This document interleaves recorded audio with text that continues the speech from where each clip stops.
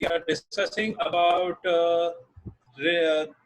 promoting of energy efficiency and renewable energy in the ceramic clusters in India.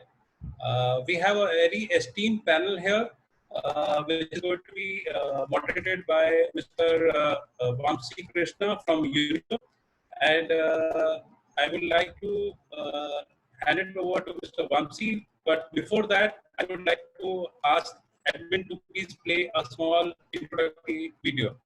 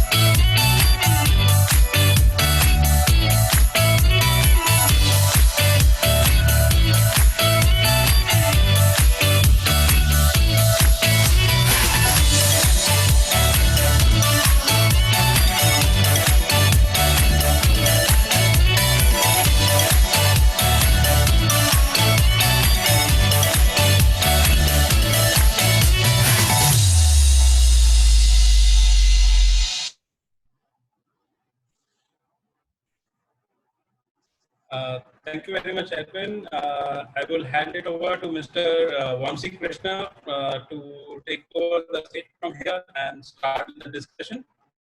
Mr. Vamsi. Good afternoon, everyone. I think I congratulate all of you for attending this webinar in this pandemic situation, and hope this COVID-19 pandemic will revive soon, and everyone will work in a healthy atmosphere. I hope. I now just start introducing myself. This is Vamsi Krishna, National Cluster Coordinator for working for UNIDO, where we are working for promotion of energy efficiency and renewable energy technologies in selected MSME clusters. So we are covering around 5 sectors. In that, ceramic sector is one of the sector, and we are working in closely with Tangad, Morbi, Himatnagar, and Naroda clusters, and Purja from Uttar Pradesh also. So I just before going to that, I just want to give a quick update. As you know that ceramic sector is the second largest Indian ceramic sector is the second largest in the world, and it contributes around 7.97% of world's production. And in terms of energy consumption, if you take a typical tile manufacturing unit, it ranges from 127 to 180 megajoules per meter square, and in the sanitary units, the typical average energy consumption was around 4 to 8 gigajoules per ton. So to this point, why this webinar is to mainly focus on the energy conservation aspects, which can be helpful to the MSME units, especially to the ceramic units in this pandemic situation. After the revival, the main focus will be obviously on how to revive to bring them to the normal production. So there the energy conservation and improving your process utilities will be the major actually it will be the major issues and key challenges for the MSME units. So I think this webinar or a panel discussion and whatever the panelists, the distinguished panelists, their questions and then their answers will almost solve your problems, and then this will be helpful for your fruitful revival of your units after the past pandemic of this COVID-19. So now I just want to quickly introduce the panelists which were being for this webinar. We have Mr. Kushank Sangvik from Kelin, and we have Mr. Jaydeep from Rajni Solar. We have Mr. Rakesh Srivastava from System Ceramics India Private Limited. We have Mr. Chandar Kamra from Econ Third, and we have Mr. Pawan Kumar Tiwari from Terry, and we have Mr. Dr. Shailesh from Radha Renewables. So I just now go into the webinar. We will be interacting with the panelists. So I just now start the session with putting a question to Mr. Rakesh Srivastava. Actually, this COVID-19 pandemic has shut down all the industries. So then this in the revival, they will be start units in a partial load. So what are your points on their energy cost impact on while running the units in a partial load? Mr. Rakesh, can you please? Okay. Yeah. Good afternoon, everybody. And thanks to Indian Ceramics Asia for organizing this webinar. And I think this platform is going to give us some insight into the ways and means in what way we can increase the efficiency of energy consumption in the tile sector and ceramic sector at large. Coming to the point raised by Mr. Vamsi, I think this is a very precarious situation because nobody can really predict in what way the industry is going to open up. Because as of now, there are shortage of buyers also, and the construction activity is more or less stopped everywhere. And even the export orders, the companies which they have right now in their hands, that also is going to be a very tricky thing, because in the importing countries also, the construction activity is almost halted. So all in all, it's a very dicey situation for the Indian producers, how to go about it. And if they at all decide to start the operation, obviously it has to be done on a very, very low scale. Now, when we think of starting on the lowest scale of the operation, the energy consumption, as we all know, it constitutes about 30% of the manufacturing cost of the ceramic ware. So, which is very substantial percentage in terms of economics. So the overall situation for the manufacturer is not going to be a very favorable one, because as you can see, if we, let's say, if they start production at 25% of their capacity, so which means that the preparation department, the spray dry department, the pressing department, everything will be consuming energy, and the output is going to be reduced.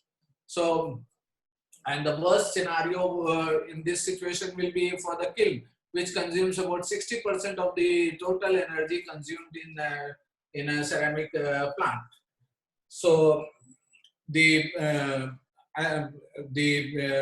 rough calculation that I can think of is going to increase the cost of production by something like 20 to 30%, and this additional burden has to be somehow managed to keep it at the minimum of operation. So these are the things which are going to be a very decisive thing in terms of viability in the initial stages of the post-lockdown period. So the manufacturer has to be very, very careful in organizing his production of all the departments, all the sections of the process, so that the overall energy cost is reduced to the minimum level, of 30% plus, which I have already spoken about. So this is what the scenario is going to be. Thank you, Mr. Rakesh. Can I ask Mr. Kamra, can you add anything apart from the Rakesh answer? Can you add any? Mr. Kamra? Nowadays, I'm a very big facility in ceramic facility. Can you hear me? Yeah, we can hear. Okay, fine. Right now, I am not in India. I am in the UAE, and I've witnessed about the one big facility in the ceramic tile company. They are running 70% of capacity right now. Due to major issues was that to run right now there is no supply chain, right? No incoming raw materials, and there is no dispatch, and so there are restrictions. But still, especially for the UAE, they are running the company with the lower capacity, approximately 70% of it. What I identified is that at this time, what I had experienced or after post COVID in India, at the starting we should have start with the batch, and there should be less number of changeover product, because the main component is the energy consumption for thermal, especially, right? Normally in practice we have a lot of sampling required some change of cleaning and dryer, and there's some gap in the kiln. So that's why. So after post-pat, and I'm discussing about the India, right? After post-pat, all the concerned person should start with the product which are need the continue batch. But suppose the dust or any product to be done in the kiln, it should be in continue, so that the thermal energy could be maximum optimized. Main issue is the optimization of thermal energy as well as the utility. Second one, the utility. Most important that there is a base load. If you are running in a plant, some are the proportionally to our product, right? Kilocalorie per kg and kWh per kg, but some of the components are the fixed load, right? Like the lighting and other utility item, utilities, compressor and chillers, right? In this area, we should have to, if you either immediate need to reduce the cost, because we don't have other choice immediately. There is a lot of issues. This is beyond our control. So first is that we have to consider our production planning as per the regular item. We don't need any frequent changes to reduce the energy billing, right? And second one, that we have to reduce the base load. The main issue we have to take care about them, because an impression that the government has given to start the company. I got the one of my colleague from Morbi has informed me that they had got the consent from the government that they can run the plant. But issue is that the manpower and the logistic issue is that. So from start, as I discussed you, that 2 point, especially we have to consider about it. There is a capacity to maximum capacity utilization. We have to consider a second way to reduce the utility and the energy billing.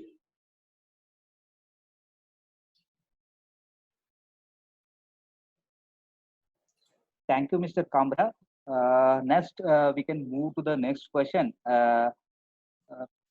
Tiwari, can you shed light on what are the low-hanging energy-efficient technologies which can the ceramic units can adopt? Mr. Tiwari? Yeah, Vamsi, thank you. Actually, if I'm just ignoring the first question, which I think Dr. Srivastava and Mr. Karma given very correct answer. Still, I'll start from that point only. See, the ceramic industry, there is a two issues. One is the basically process. It's a definitely energy intensive process. The second issue is the structure of the unit. It's a very large structure, and if we are not operating the factory also, in idle condition also the energy consumption vary from 5 to 8%. So anyhow, not only energy, I am talking about cost, as Mr. Karma told, the fixed cost also. So that 5 to 8% cost anyhow is going to charge on the your production cost. The second issue is the kiln. If you are not loading the kiln properly, you cannot maintain the specific energy consumption, which is kiln is one of the highest energy consumption area in a ceramic manufacturing industry. However, I think some of the unit, as we are in basically discussion with most of the entrepreneurs, progressive entrepreneur in Morbi and Thangar during this lockdown also, the the second largest section is the basically powder making in the tile units. So this section still can be optimized by running in the parcel operations. So this some of the batch operation we can still optimize, and we can manage our cost. Now I'm talking about the basically if I'm now ignoring that COVID situation, and if we are talking about the low hanging fruits or low hanging energy conservation measures in ceramic industry. So I'll start from a very big area in ceramic industry. I'll say ceramic industry is similar to the cement industry. There we are having a lots of electrical movers, motors. So if I'm starting from material preparation, or I'm starting from material conveying, then polishing section. Similarly, if we are going to the sanitary ware industry, similarly we are again going for the drying is one of the electrical energy consuming segments. So adoption of energy efficient motor, or I'll tell you this particular point in different manner. Avoid of rewinding of the motor is one of the low hanging fruit these days, because operation of the motors in ceramic industry is almost 24/7.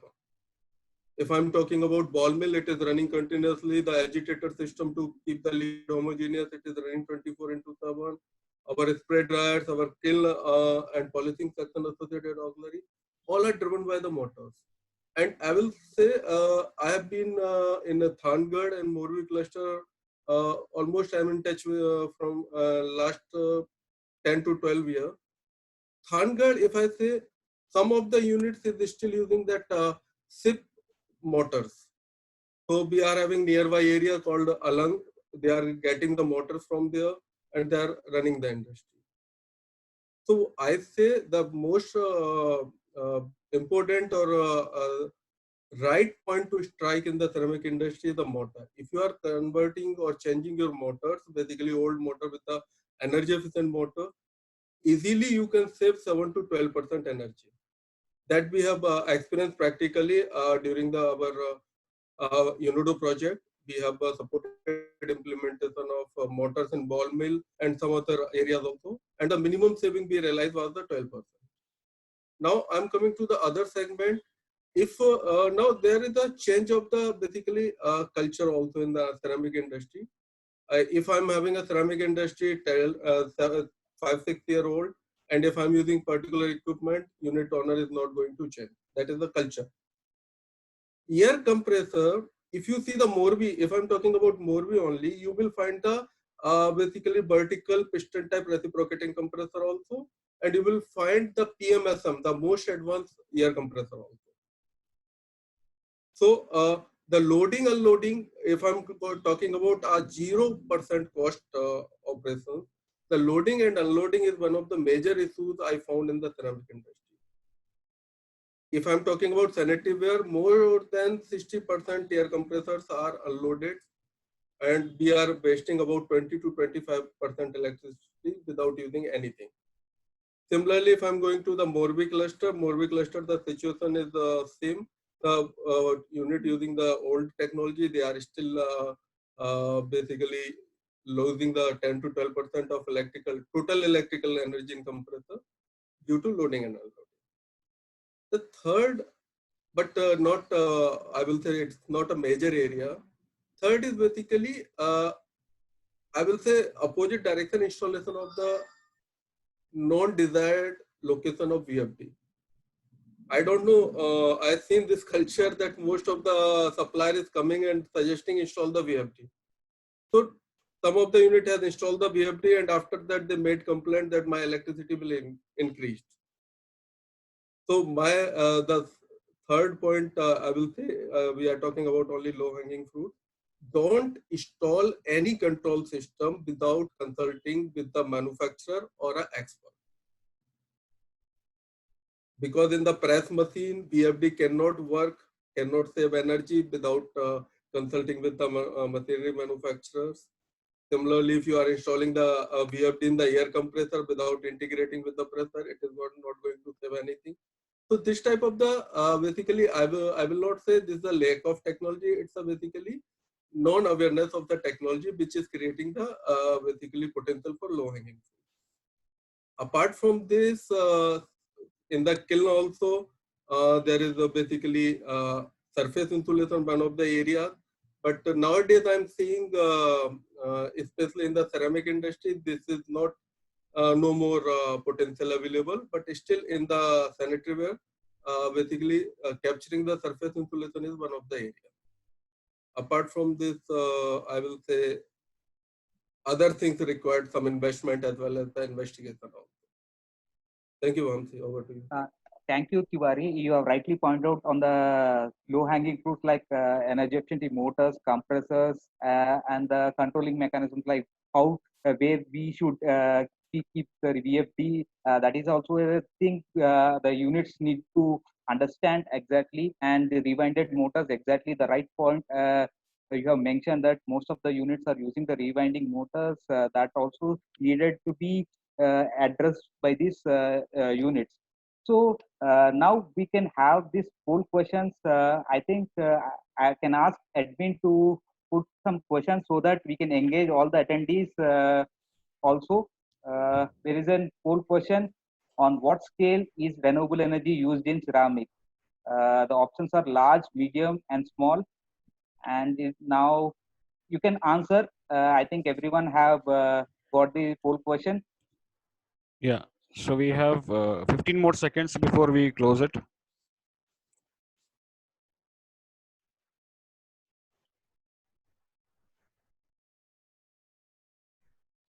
Right.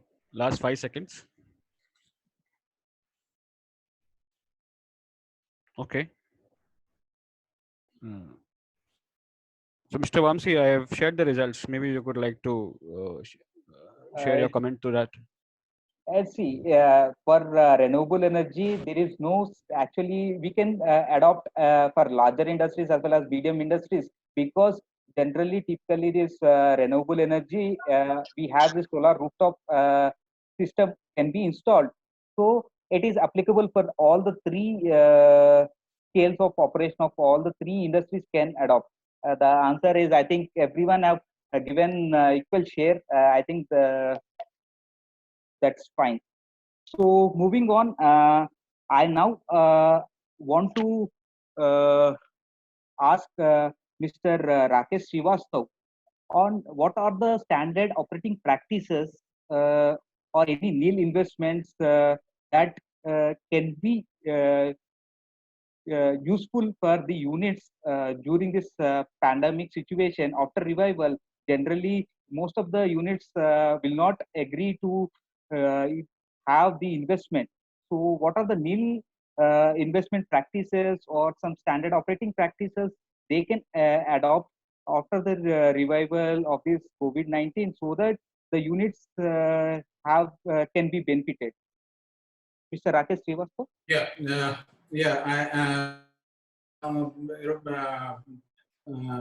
Say that right now I talk about the tile industry mainly because that is the major energy guzzler of all the ceramic products, consuming like something like 60% in firing itself.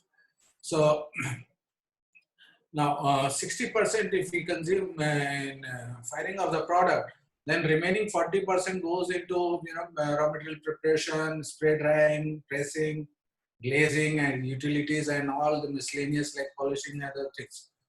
So 60% consumption by the kiln has to be done in such a way that you don't miss out on the output from the kiln.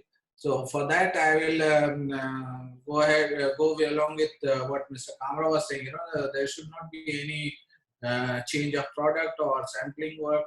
So the continuity in the kiln is maintained. The kiln is always fed 100% to get the required output.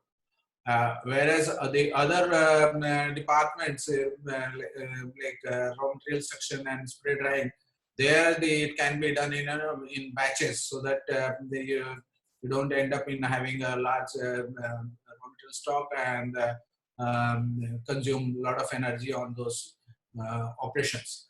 So this is one way of doing in a very conservative manner to save the energy cost, which the producers can adopt.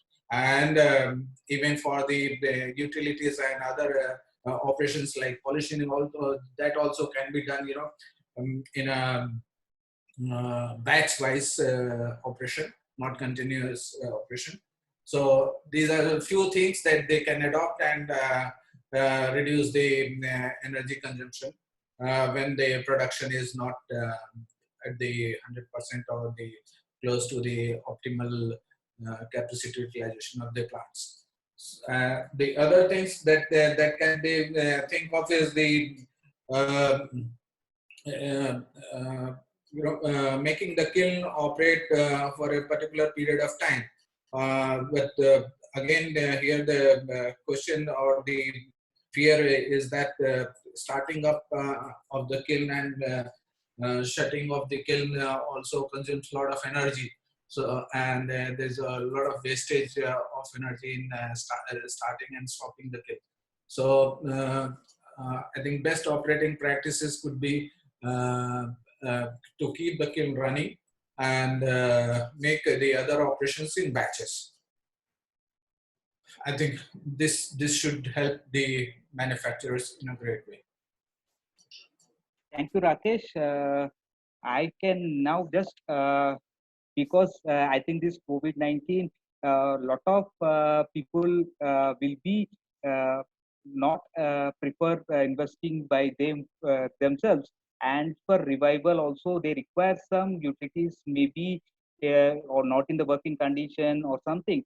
So there should be some financial mechanisms also needed to be helpful for this MSME units in the revival. So I want to put a light on that. Mr. Tiwari, can you provide any financial schemes or mechanisms for MSMEs right now there for on energy efficiency that can be utilized by the unit? I prepared a small slide on basically government financial schemes available on energy efficiency and technology upgradation front. So can I share my one slide only? Sure, you can share it. Yeah.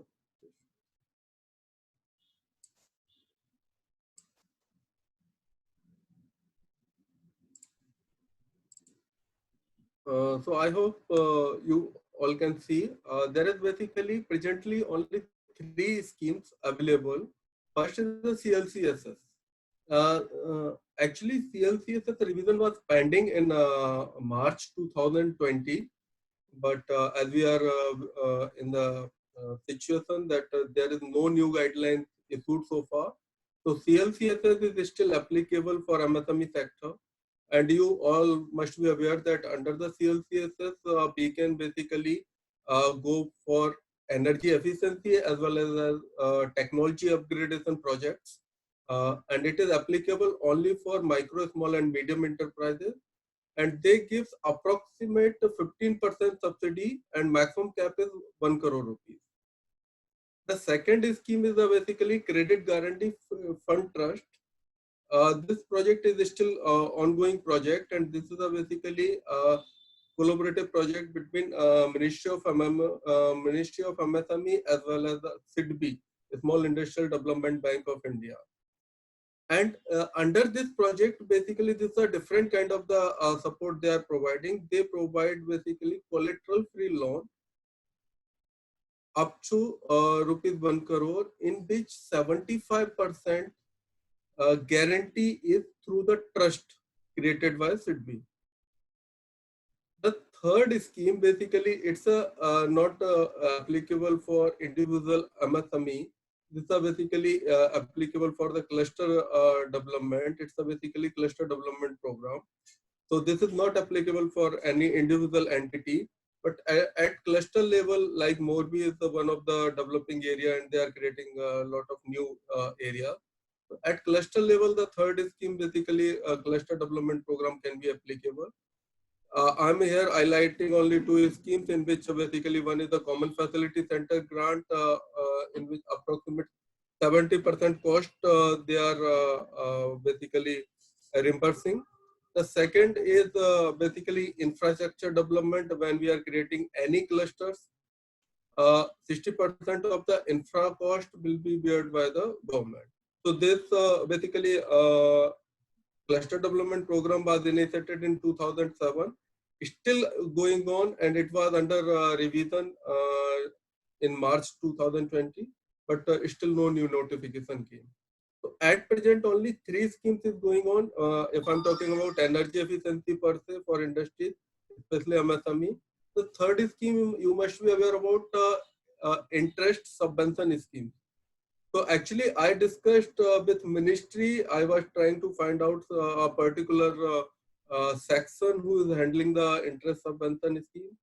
So I tried a lot in last 2-3 months, but I was not successful to identify the right person and right information on interest subvention scheme. However, NABARD is running this scheme very successfully for agriculture sector. This scheme, Minister of MSME told me that this scheme is applicable for MSME and they can basically avail this scheme, but I'm sorry, I was not able to get any information on it. Now, this was the scheme basically promoted by the central government through Ministry of MSME. Now, there was one more scheme. It was a basically energy and water conservation scheme. It was through Government of Gujarat, Industrial Department. This scheme was scheduled to basically revise in March 2017. And as per the last information, they told they have basically relaunched that scheme. Under that scheme, there were the subsidy of 25% on any project which is going to save either water or energy. So once you are applying through the DIC for that energy and water conservation scheme applicable for Gujarat units, you can check with the local DIC center. So these 4 schemes I am aware about technology upgradation in Amazon. Thank you. Over to you. Thank you, Mr. Tiwari. I think you can remove your screen. Yeah. Mr. Sangvi, can you also add to what Tiwari has given? You have one scheme, I think. Mr. Sangvi? Yep. So I think Mr. Tiwari mentioned briefly that there is a schemes locally available in Gujarat, where if you are making 10% reduction in either gas consumption or energy consumption or water consumption, then you are now actually getting 35% saving instead of 25 since last Gujarat update. And the limit to that is you can spend up to 1 crore to change any design in your plant, whether it's in your kiln or in your energy systems, and you will get up to 35 lakhs back from the Gujarat government. And the disbursement of the funds has generally been pretty good. Once you submit the data before the energy consumption and after the reduction in energy consumption, they provide the disbursement in less than 6 months. And all that has become now online, which is very transparent and everyone can see. To date, I know that more than 70 ceramic companies in Gujarat have applied for this funds and they have successfully got it. So I would recommend that while this scheme is available, because it is under energy savings, it is worth using that funds which are available from Gujarat government. Over to you, Vamsi. Thank you, Mr. Sangvi and Tiwari. This, I think, you have shared a valuable information which MSMEs can utilize these schemes to improve their energy conservation in their units. So now I'd like to throw that what are the opportunities in renewable energy in ceramic sector. I like Mr. Jaideep. I think a lot of interventions were done in ceramic sector, especially in renewable energy. Because we have handling in Tangad almost around 1.5 megawatt of solar PV was being installed. I think Jaideep is actively associated with that one. So I like to ask Mr. Jaideep to provide its what are the opportunities for there for the ceramic in renewable energy. Thank you, Vamsi, for giving me this opportunity. And as you know, fortunately, we are already working in the Thangad area. We already installed 30 plus projects, and they are workingly very good in the condition, and they are saving 25 to 50, 60% of the electricity bill of the consumer. So ceramic की मैं अगर बात करूँ तो ceramic में ऐसा है कि हमारे जो फिक्स कॉस्ट है उसमें इलेक्ट्रिसिटी का सबसे बड़ा हाथ है, क्योंकि वहाँ पे हमारी जो किलन चलती है और हमारे जो मशीनरी चलती है वो हाई इलेक्ट्रिसिटी पे चलती है. तो वहाँ पे क्या हो रहा है कि labour cost and electricity cost वो दो हम लोगों के लिए सबसे बड़ी इश्यूज आ रहे हैं. अभी इलेक्ट्रिसिटी में रिन्यूएबल में सोलर की अगर बात करते हैं हम लोग, तो सोलर इतना फिजिबल है, हम लोगों ने ऑलरेडी देखा हुआ है कि कम से कम 30 जितने प्रोजेक्ट वहाँ पे लगे हुए हैं, और हर एक प्रोजेक्ट में सक्सेसफुली हम लोग रिजल्ट ले रहे हैं. और वहां से बहुत सारे ऐसे बाहर के भी इंडस्ट्रियल सेगमेंट है जो वहाँ पे आके देख के गए हैं कि भाई वहाँ पे किस तरह से इलेक्ट्रिसिटी सेविंग हो रहा है. इकोनॉमिकली अगर मैं बात करूँ तो नो डाउट थोड़ा इश्यू आता है हर एक जगह पे कि भी थोड़ा कॉस्टली है. फाइनेंशियल फिजिबिलिटी की हम लोग इतना इन्वेस्टमेंट कैसे कर सकते हैं, फिर कब करें, कैसे. तो उसमें बहुत सारे ऑप्शंस है, जैसे तिवारी जी ने भी कहा, संघवी जी ने भी कहा कि भाई फाइनेंशियल अवेलेबिलिटीज एमएसएमई के अंदर गवर्नमेंट की तरफ से बहुत सारी है. सो मेरा एक बेसिक कैलकुलेशन में हर एक लोगों के साथ नॉर्मली शेयर करता हूँ कि जो आप अगर सोलर लगाते हो तो उसमें जो आपका सेविंग हो रहा है, चलो आपने 50 किलोवाट का सिस्टम लगाया तो आपका 45 टू 50,000 रुपीज पर मंथ आपका सेविंग नॉर्मली हो सकता है. तो अगर आप वो अमाउंट अगर लोन के थ्रू लेते हो, बहुत सारी स्कीम है, सिडबी की है, बहुत सारी पर्सनल बैंक भी देती है, अगर वो आप वहां से लोन लेते हो तो आपका जो इंस्टॉलमेंट होगा वो आपके सेविंग से कम आएगा. 4 या 5 साल के अंदर अंदर आपका लोन भी फुलफिल हो जाएगा और वो लोन आपके सेविंग के थ्रू होगा, तो आपका पर्सनल इन्वेस्टमेंट कहीं पे नहीं जाता. तो ये एक तो हो जाता है कि भाई आपकी फाइनेंशियल फिजिबिलिटी भी बहुत है, प्लस ड्यूरेशन 25 साल तक तो मिनिमम आपका सोलर चलने वाला है, जो कि बहुत कंपनियां ऑलरेडी उसकी गारंटी वारंटीज वगैरह देती है. सर्विस के मामले में ज्यादा कुछ चीजें नहीं है, नॉर्मल क्लीनिंग देखना है, बाकी चीजों की वारंटी ज्यादा है.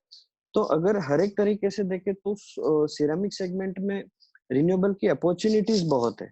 अगर एक बार आप एडॉप्ट करते हो तो आपको इजीली लॉन्ग टर्म तक उसका बेनिफिट मिल सकता है. सो यस, अपॉर्चुनिटीज बहुत है sir. One more thing, Mr. Jaideep, can you just throw your light on this high sulfur content? Generally, Morbi people are afraid about this sulfur content. Actually, issue has been there, so they are not think that this solar PV system was not feasible. So, can you clearly explain what exactly the problem is, and then what is the solution for that? Yeah. See, the feasibility of solar is not the question, but feasibility of the structure is the question. If we are going to install in the Morbi cluster, so there is a higher level of sulfur is there.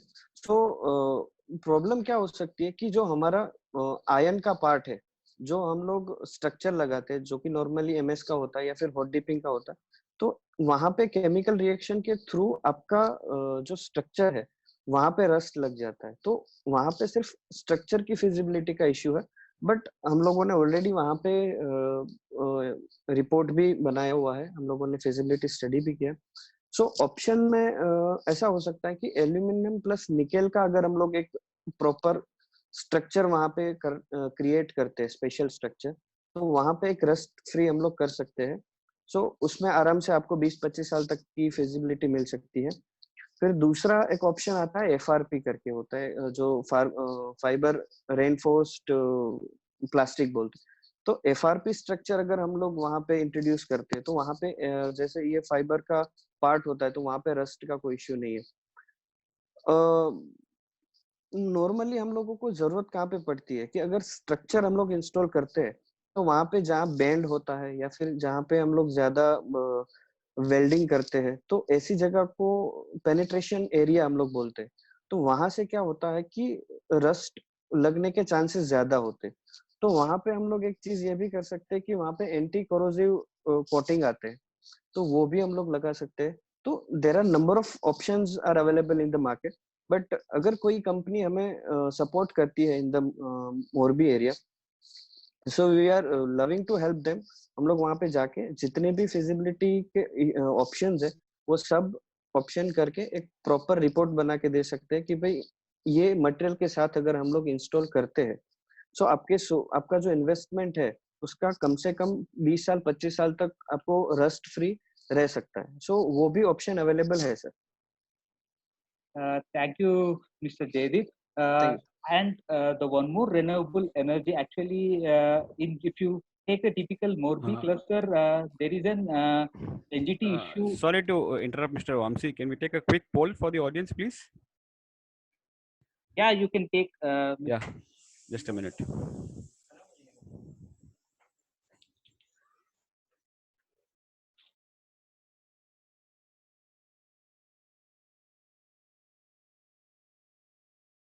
Yeah.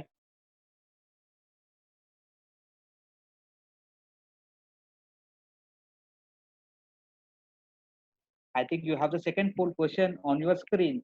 Do you think renewable energy is going to be the way forward in future for all the sectors, including ceramic industry? Mr. Admin, please give you the time what was allocated to that. Yes, 5 more seconds.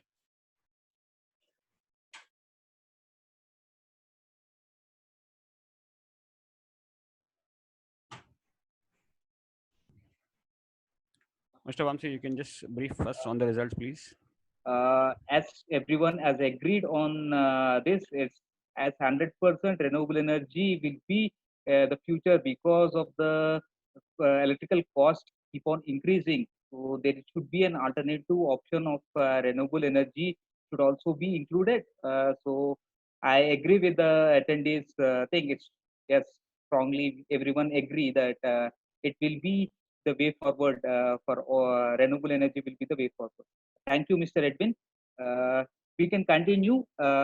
Actually, most of the Morbi units use producer gasifier, coal-based producer gasifier for firing the kilns. But unfortunately, due to the NGT issue, the pollution issue, now most of the units have shut down.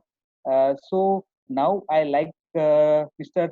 Shailesh to give us that what possible biomass-based gasifier technology can be adopted in Morbi cluster instead of coal-based gasifier. Mr. Dr. Shailesh? Yes, it is absolutely possible. Coal gasifier can be easily converted into biomass-based gasification.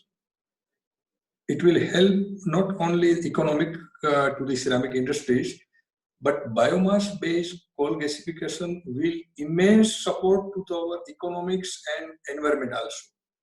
Because once you change the fuel economy from fossil fuel to renewable fuel, particularly on biomass, you have to collect the biomass from the rural area, you have to convert in briquette, there is a lot of transportation, employment will be generated, there is a lot of employment generation in rural area also. They will get some revenue, farmer will get some revenue.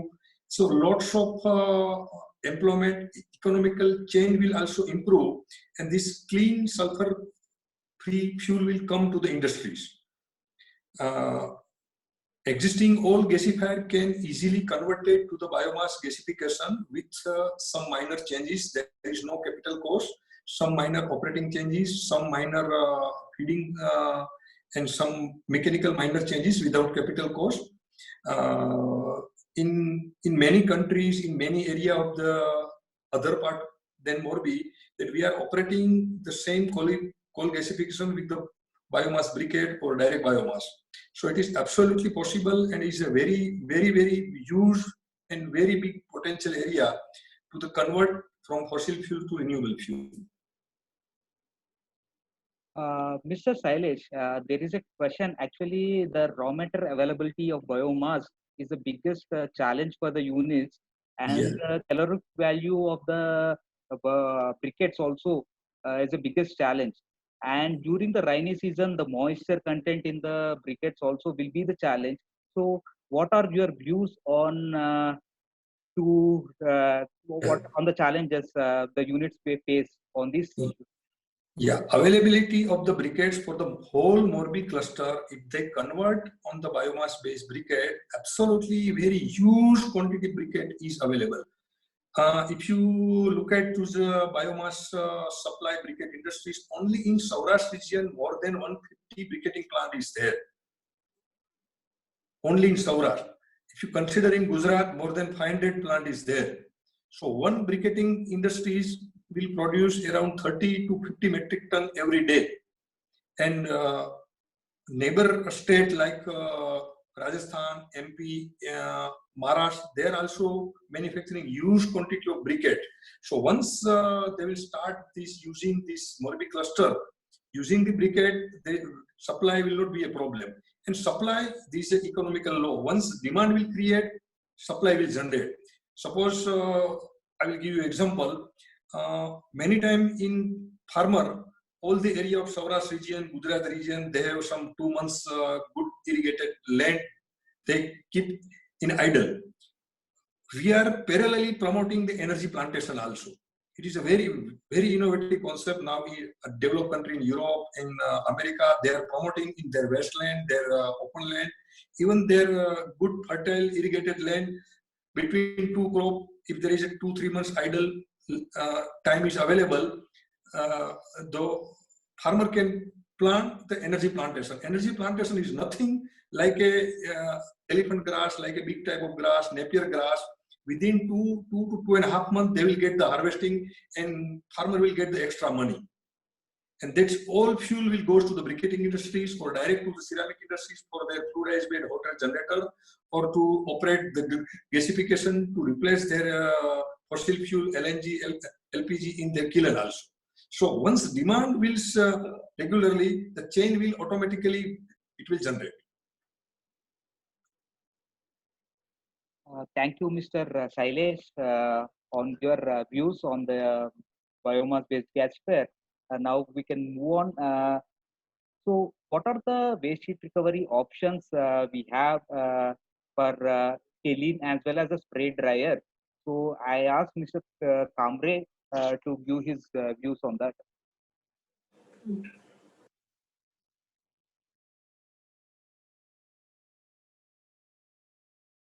Hello. You are audible. Yeah, can you repeat the question? What are the waste heat recovery options for Okay, got it. Okay. Let me start from the process wise. First, we will discuss at a spray dryer.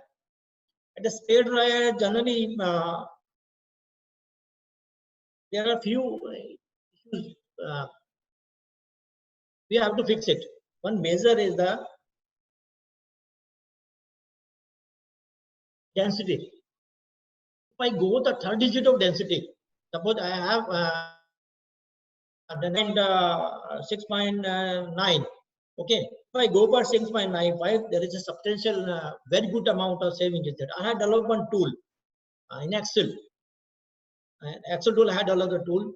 Likewise, the density control, we can increase the energy efficiency. Generally, suppose for the example, ATM 90, the ATM 90, ATM 110, there is a term derived by the SACMI. This is a company, Italian company. ATM 90 stands for the that means the 9,000 liter water evaporation. What exactly we are doing with spray dryer? spray dryer is doing the water evaporation, right? Now there are the water first opportunity is the by the process itself to control the density. We can go up to 1.7 easily we can achieve, right? By the 1.7, normally if I have the 1.69, that my energy consumption will be 1.4 MMBTU per ton, right? If I go for the 1.7, it will reduce drastically to 1.22 MMBTU per ton.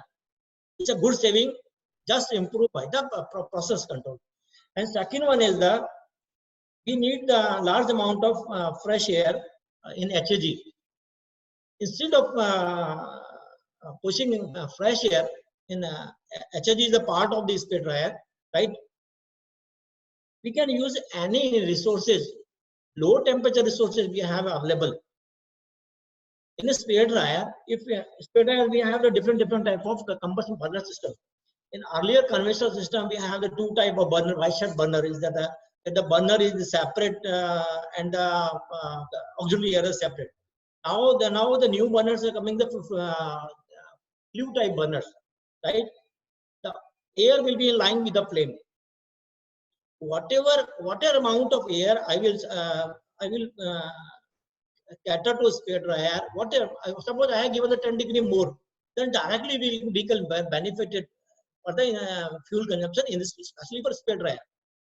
And I take the example, the ATM65. It's a smaller spray dryer where we have to evaporate the 6,500 liter per evaporation, right? And there is some benchmark is there, the 650 to 700 kilocalorie per liter water evaporation energy required for the evaporate the water, right? So what are the components? If I have the ATM65 required approximate 40,000 cubic meter fresh air, right, at ambient air. Suppose it's 35 degrees centigrade. Now I have the opportunity in kiln. There are the three sources of hot air we are venting, right? Number one is the preheating, the smoke section. We will discuss later on. This is a very big opportunity. Second one, now all the industries have had made the partition in the cooling section, cooling air which are used for the transformation to cool the after firing to cool the tile, and they are extracting the air. Now they are divided the two portions. One is the higher temperature energy, which is the range of the 200 to 225, is being used in the drying application for the vertical dryers and horizontal rest.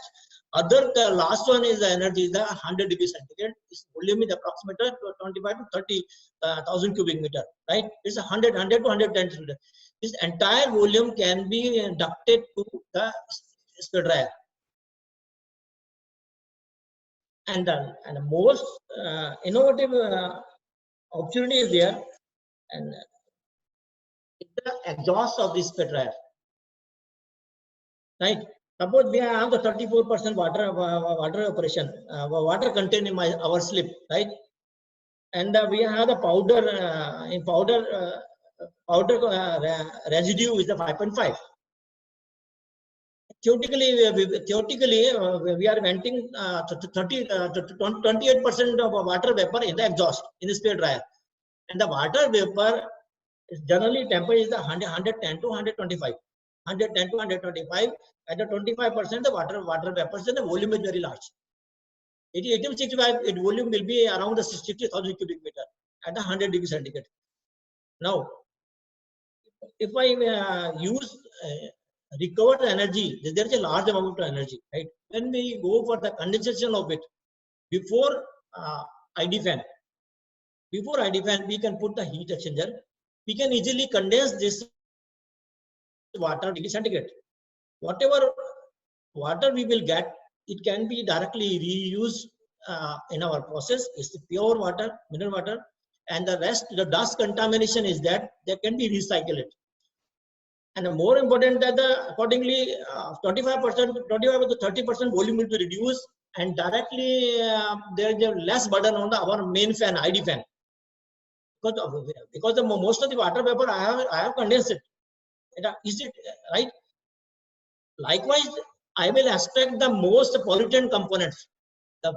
We will vent that exhaust at a 65 to 60, 65 to 70 degree without contamination, without sulfur and everything. Mostly we can reduce it. It's a more or less heat recovery is a byproduct, and the this is the environment friendly equipment. It will be environment. Mr. Now Kamble, we can sorry to also reduce the interrupt you. pressure drop of the Mr. cyclone Kamble, also. sorry to interrupt you. We have one more minute. One more minute only we have because we have so many questions to be answered. So we have one more minute. Should I continue or stop it? You have one more minute. You can conclude it. I'm not getting, sir. You can conclude it, sir, because we have a few more questions. So the time restriction is there. So I think. Okay, got it. Now we have identified the three opportunities in spray dryer. One, the pipe process control. Second one is to utilize the low temperature part. Third one is the exhaust temperature. Now come to the kiln. In the kiln, we have the last temperature. We can use up to a we can use in the dryer. Now there is an issue. In the dryer, generally we need to extract only 5% moisture. Generally, we will have to optimize each zone our heat recovery. So there is a skill. So you should have the separate combustion air should be, we can feed the combustion air as a preheated for the burner, and the rest we can circulate this. And there is no need to high temperature at the exhaust temperature, because after the dryer there is a nowadays the printing machine, digital printing machine installation there, and digital printing machine require only up to 45 degrees centigrade. So generally people we will have to put the one air conditioning unit to reduce the temperature. Likewise, we are losing the energy in two ways. One, we are reducing the temperature for the printing machine, and second, the tile is excess preheated.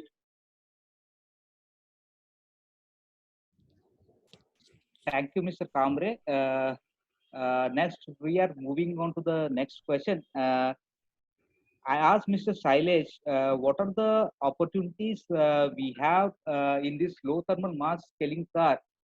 Because this is a revolutionary technology which can be utilized in all the sanitary units. Can you give on some light on the low thermal mass scaling car, Mr. Shailesh? Which low sulfur? Low thermal mass scaling car. Sorry.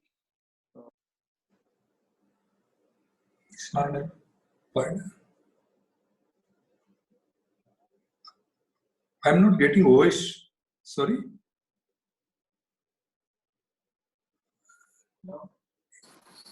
Vamsi, I think you are on mute. Yes. Sorry for the interruption. Actually, this question is for Mr. Sangvi. Actually, Yes. I want what are the new technologies which were being adopted on the low thermal mass scaling car, Mr. Sangvi? Can you? Yes, sure.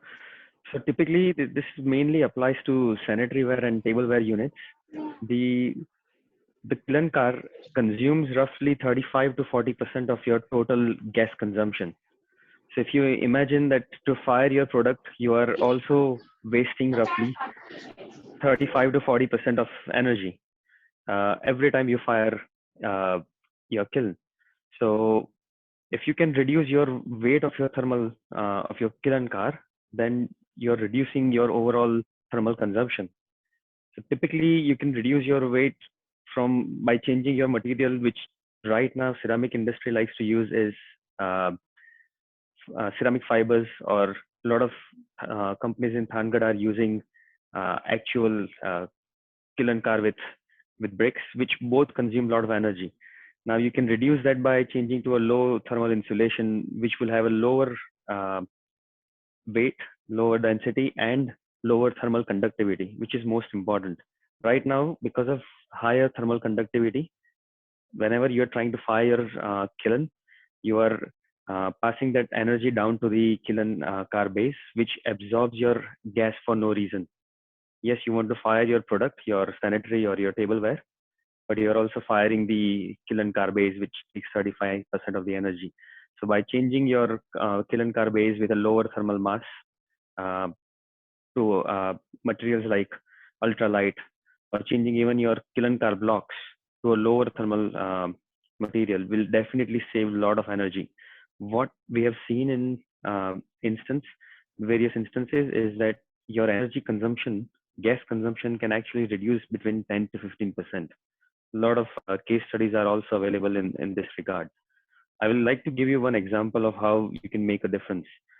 There is an instance where one of the companies in Thangad used a 10 rupee note below the kiln car to see what happens by changing this from a ceramic fiber or from a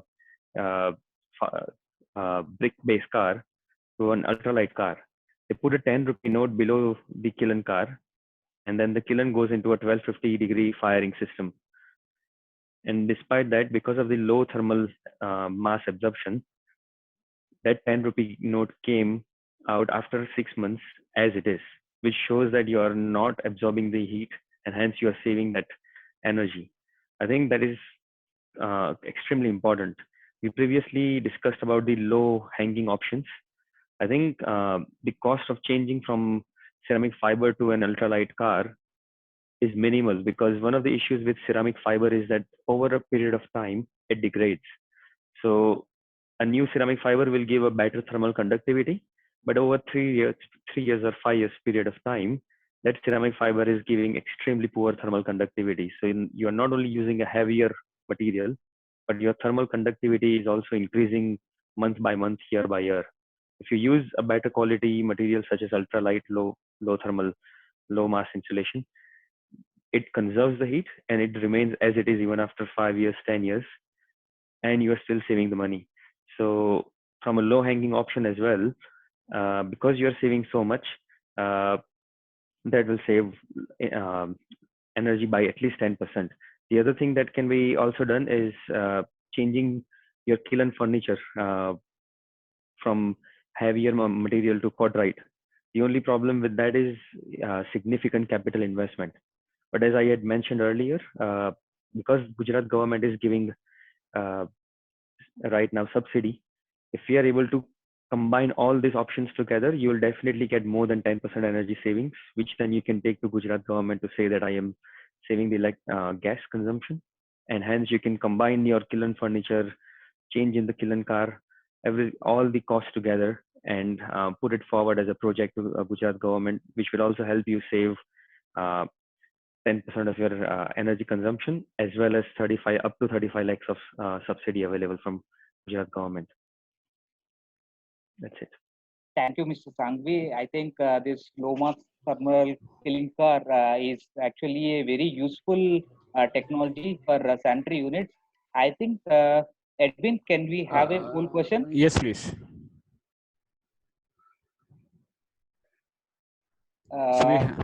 In which area would you like to save energy in your unit?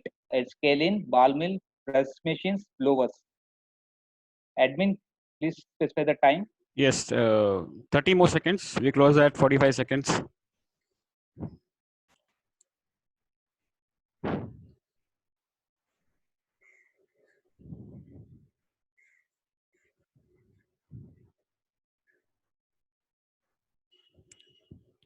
We request everybody in the audience to contribute by sharing your thoughts. All right.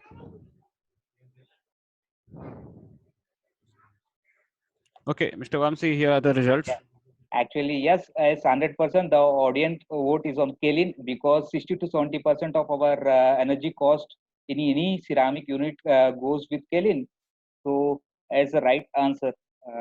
Thank you, Edwin. So we can move forward. Now, because of this COVID-19 issue, we have a migrant labor issue. So I want the panelists, expert panelists' views on that. I asked Mr. Rakesh Srivastav what exactly the situation and any automation technologies can helpful because of the non-availability of the labor. Any automation can these ceramic units can adopt? Please provide your views on that. Mr. Rakesh Srivastava. Okay, thank you very much. As we all know, ceramic is a very labor-intensive industry, and most of the industries, almost 80 to 90% of the ceramic units are based in Morbi and Thangad area. So all the labor force employed by all the ceramic industries in this area is not local. So many of the migrant laborers are there, and these workers, due to COVID-19, some of the producers have been able to retain and feed them, take care of them during this lockdown period. But in my opinion, the moment lockdown is open, these workers will like to go back to their home, and there will be a lot of requirement of specifying and convincing by the producers to retain them. So all said and done, this holding on to these migrant laborers is a very, very complex issue for the producers. And in that respect, in my opinion, the other option the industry has is to depend less on the workers force and adopt some newer technologies which are more automatic in nature and less energy consuming. So in that respect, our company has a few products, before I come to the product, because that will sound like a more of a marketing propaganda. As per SIDBI's report, some years ago, SIDBI had conducted a survey here, and they came out with a research paper on the energy scenario in ceramic industry. And as per that report, the Indian electrical consumption of energy stands at 210 kilowatt hour per ton of finished goods, and whereas in Italy it is 139. Similarly, for thermal specific energy consumption, we had 1.34 million kilocalorie per ton, and Italy has just 1.16. So we all can see that the consumption here in India is much more than Italian producers. So I think there has to be a concerted effort by all the stakeholders, including the Morbi Tile Association, then opinion leaders like Qton, Simpola, and all these big groups, and industry influencers. They're the people who influence the decision of the producers. So they have to be taken into confidence, and some energy agency has to take a kind of coherent effort to see that the energy consumption is reduced, if not at par with the Italian counterparts. So there is one effort which needs to be done. There needs to be a lot of R&D to be done on that. And I think a few cases here and there is not going to solve the problem. It has to be on a mass movement scale, then only we can reach to some kind of energy optimization in this industry.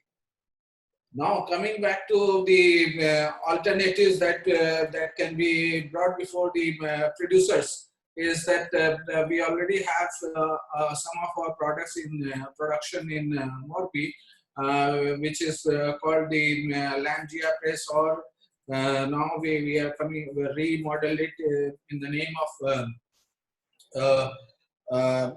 Superfast.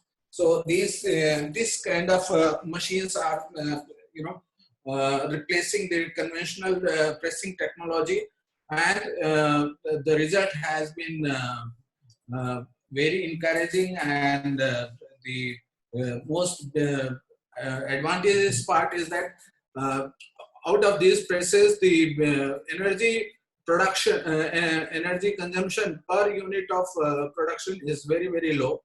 And not only this, the per day production capacity also is much, much higher than the combined conventional pressing technologies. So this is one alternative which can be considered by the industry here. And the second option that we can think of is the adoption of some automation in the packaging, because a lot of manpower is used in the packaging or handling of the finished goods. So this can be done by way of having some of the equipments that we have in packing of the machines, where we have single kind of products can be packed in one machine, and you have, if you have a multi-product line, then also we have a machine which can segregate all the sizes and the types of products in a different stacks and pack them accordingly. And not only this, the packaging, if done automatically, it saves a lot of space also, because when you have the manual packing, then there's a lot of space required for keeping the unpacked material, and then after packing also the movement of the material is going to be an issue. So these machines can pack 10 packs per minute. So it's pretty fast also, and not only this, these machines are also very low sound emitting. So the noise pollution is also very low.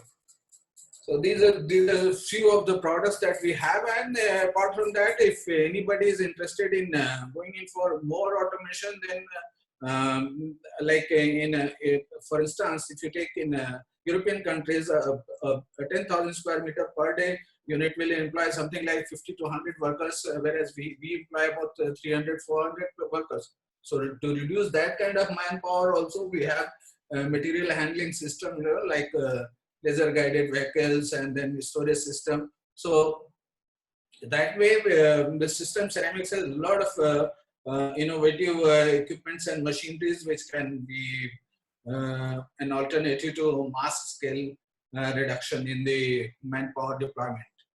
So this, if anybody is interested, we can offer this to the entrepreneur, and we have a very strong team in Morbi as far as technical support is concerned, and we have a full-fledged warehouse also in Morbi itself to provide the spare parts and the all the consumables that the customer may need. Sorry to interrupt, Mr. Rakesh. We are running out of time.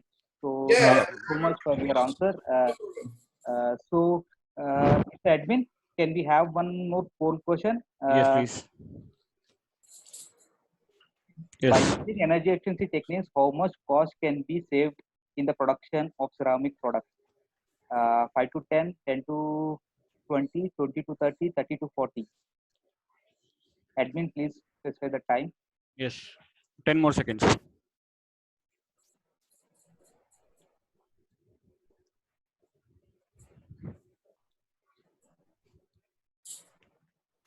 Yes, we close it here.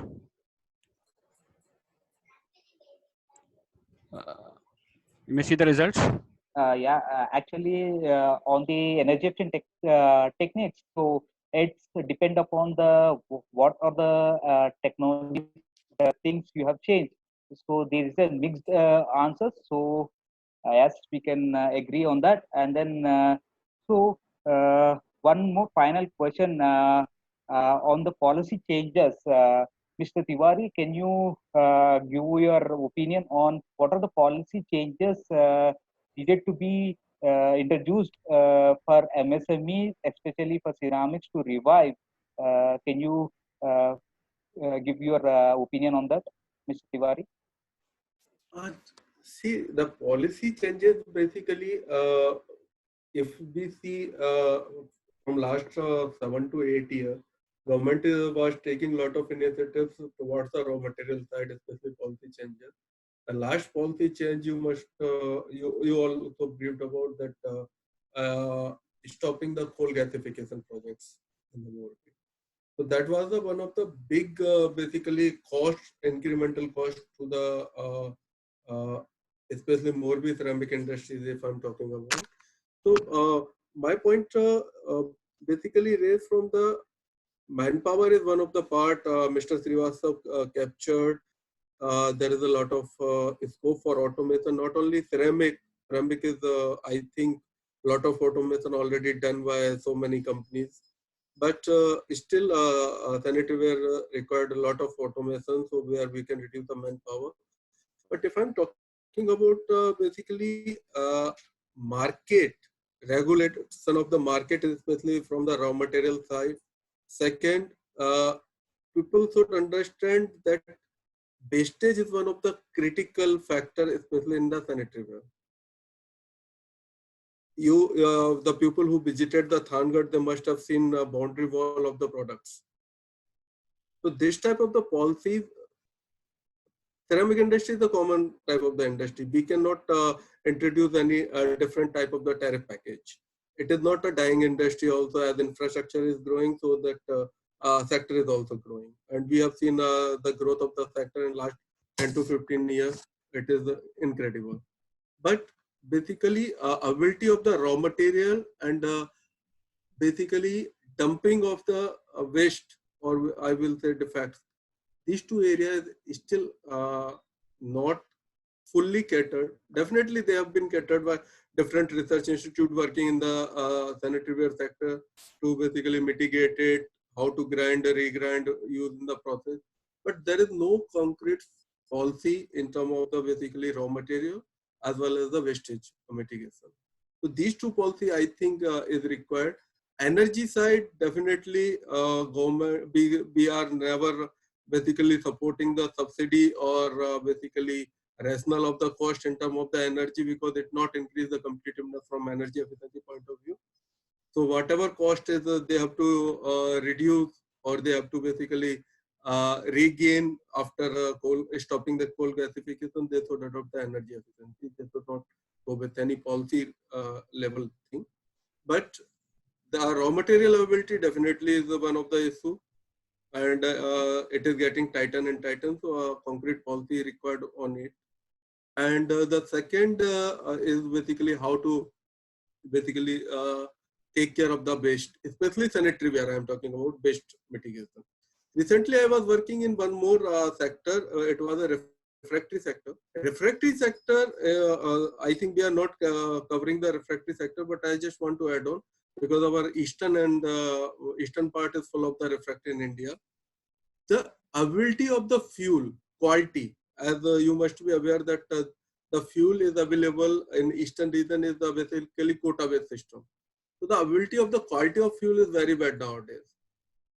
Government is promising the quality of coal, but actual received quality is having approximate 15 to 20% dust level. All of you must be knowing that in the DD kiln, the dust of coal is like a mitti. We cannot use it. And as per the coal policy, we cannot sell it also. So in the eastern particularly region where the people using the DD kiln, they should have some basically concrete solution from government side. Policy is there, concrete solution from government side to control the quality of the fuel, especially coal. Because I was working from last 1 year in eastern sector, especially Jharkhand and West Bengal, and I found the cost or I say profit of the refractory unit is almost zero. They are just running the unit to maintain the relationship with the unit, vendors, nothing more than that. So fuel side for eastern region and raw material side for our Gujarat and Rajasthan surrounding areas will be required. Energy efficiency, lot of policies is there. I hope the government is very progressive in Gujarat as well as in central, and they will come with new policies as Sanghvi also told that already 35% subsidy, I think highest I ever seen for energy efficiency, 35% subsidy already promoted by government of Gujarat. So energy efficiency side, no policy is required so far. Definitely, but raw material and operational side, as I mentioned, only 2 interventions will be required. Thank you, Mr. Tiwari. Okay, sorry to interrupt, Mr. Vamsi. We have Mr. Shailesh Nikam from the audience. He has flashed a few Q&As for the panelists. Can we make him ask the question to the panelist, or? Admin, I want to end up this session, then we can have the Q&A. Okay. So We can have the last poll going up? yeah, we can have. Okay, yeah. So we have the final poll going up. Audience, please. The energy efficiency conservation norms should be made mandatory for ceramic kilns. Do you agree? Admin, specify the time. Admin. 10 more seconds. 10 more seconds.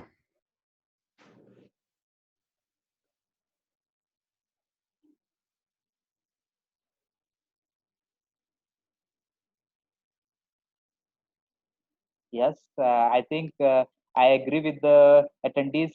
Yes, we need to have an energy conservation norms so that we effectively work. So with this, we'll end up the session. I like to thank all the panelists who have been patiently answered what are the with the questions, and so exactly what exactly required for the ceramic units during this pandemic, because the operation cost and the production costs keep on rising. The energy efficiency is a vital tool for all the MSME units to survive. So these topics which were covered in this webinar will be much more useful for all the participants, attendees, and then they can adopt whatever the discussions which were being there. And there are so many challenges after this COVID-19 pandemic, after the revival, a lot of issues they need to face. So I hope all the units will be healthy and they will be quickly revived out of this pandemic situation. There is only one mantra we can have a quick revival in this pandemic is adopting best operating practices, as well as we can adopt energy efficient technologies so that we can reduce our costs, and then also maintaining with standard operating procedures which were there, and lot of training programs, capacity building training programs also needed to be conducted for MSME units for the support. And I congratulate Mr. Tiwari, who has given the what are the schemes, actually financial schemes which were available for MSME units so that they can adopt during this pandemic situation, and then that are helpful for them to get benefit. So once again thank all the panelists for their time and for this webinar. And over to admin, you can post Q&As. Right. So we have Mr. Shailesh Nikam. Mr. Shailesh, if you could share your questions to the panelists, please. Yes. Yes. Good evening. Good evening, Mr. Shailesh. Yeah. Yes. This is Shailesh Nikam. Yeah.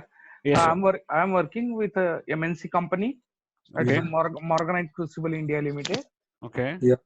And we are having near about 7 to 8 high temperature kilns. And my Yeah. question was related to the combustion ratio to maintain and how to monitor it online. That means, see, all the what I work with the ceramic industry from last 35 years, but automatically that ratio sometimes it gets deviated for the best fuel consumption. Right? Is there any tool for this type of things so that the energy will not get waste? That was my first question.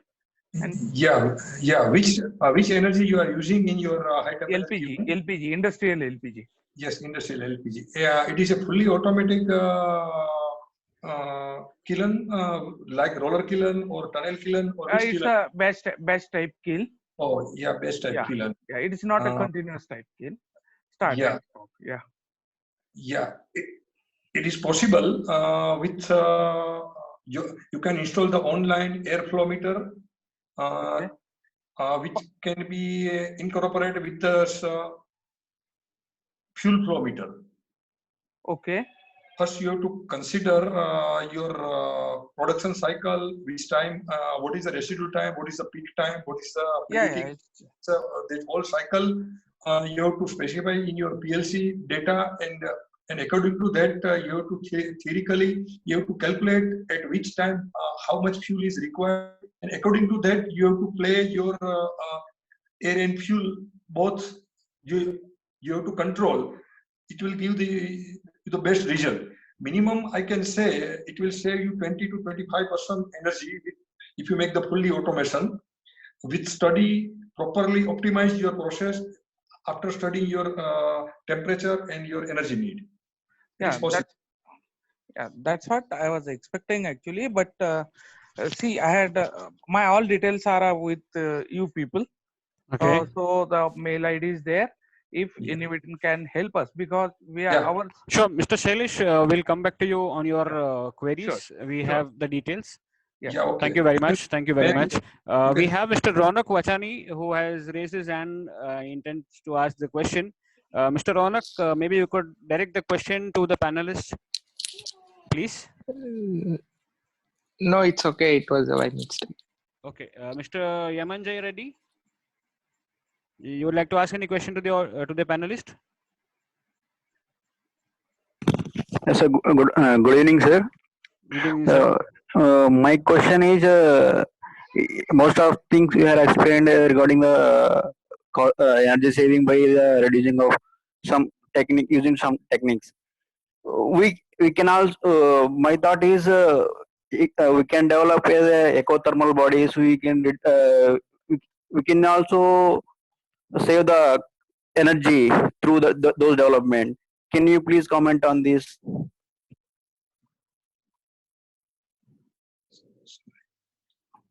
Get the question properly. Ecothermal bodies. It can be fire in low temperature. Sorry. Basically for the sanitary industries. Eco fire? Yes. Eco fire. Mr. Reddy, are you talking about low thermal mass material for sanitary ware kiln? Yes. Okay, I think Mr. Sanghvi was taking care of about this particular topic when he was speaking, especially in the material carrying cart as well as in kiln furniture. So definitely there is a lot of energy saving potential because a lot of energy is going into the kiln furniture. And nowadays a lot of materials, basically low thermal mass material available in the market. But definitely it is applicable when you are revamping your kiln completely. So that time you can adopt that low thermal mass material. In patches, it will not be much successful. I think Mr. Sanghvi, you want to add something? Yeah, I think you have already answered. So there are a lot of new options available. Even in kiln furniture, you can, as someone mentioned, you can change your kiln furniture to silicon carbide plates, which also has significant reduction in overall car weight along with bottom base. So I think that's what Yamanjay is trying to refer, that there are a lot of eco-friendly technologies now being available in the industry. All right. So panelists and attendees, we have 5 more minutes. We can quickly go for last 2 questions. We have Mr. Ravi Chandran who would like to ask his question. Mr. Ravi, please go ahead with your question. Yeah, I'm Ravi. Mr. Srivastav, I want to have a small question for you. Can you please clarify that? Because we are from ceramic industry. As you rightly said that further there is a manual intervention we need to avoid because of this COVID-19. There should be a lot of restrictions from the government, and our side also we need to contribute to avoid the virus situations. So in that case, for sanitary ware, what is the best practices we can adapt to avoid the very optimum or very less manual interventions? That's what. Can you share your ideas and thoughts? We can take it further after lockdown. But for sanitary ware, the issue is much more complex because as it is, yours is not a continuous process. So the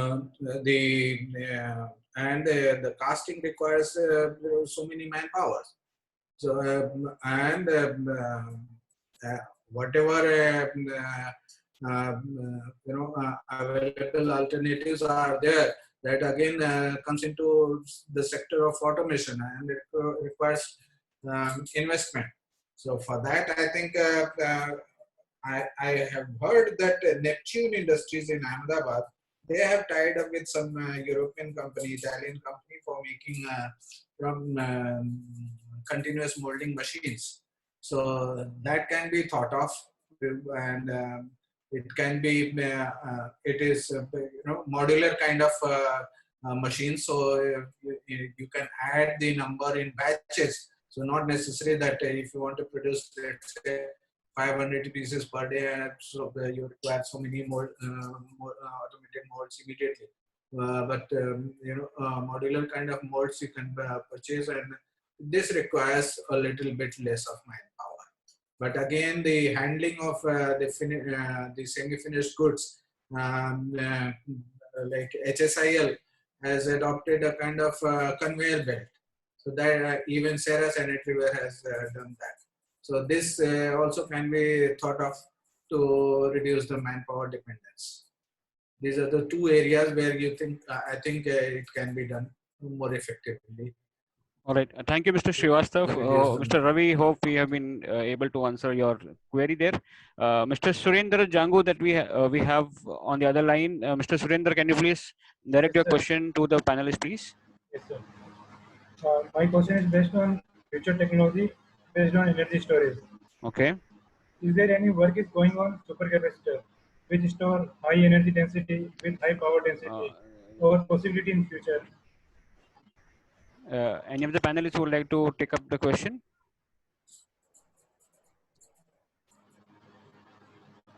All right, Mr. Surendra, you can just write to us on the Q&A and we'll check and let you know. The last question from Mr. Pradeep Patil. Mr. Pradeep, can you please direct your question?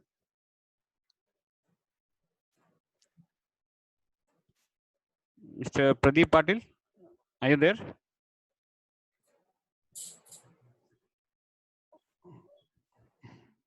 All right, Tarun sir, you want to give the final remarks, please? Yes, please. Want to give the final remarks? I think we're at the end of the session. Mr. Vamsi, you would like to conclude the session, please? Yeah, it's a very fruitful session.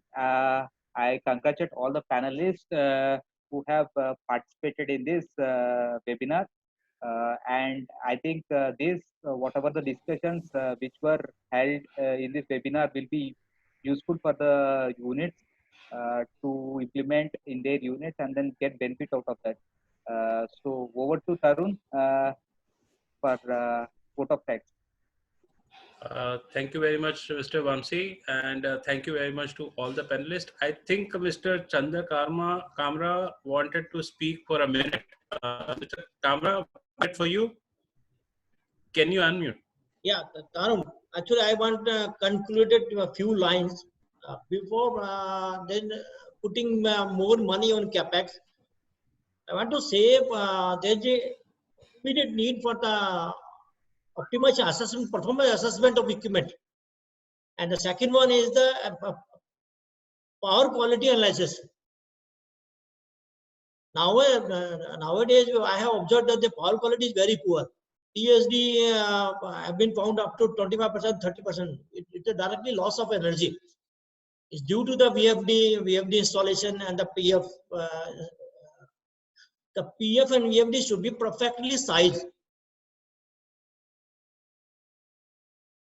This is a common problem. This is not being addressed. TSD percentage current is very high,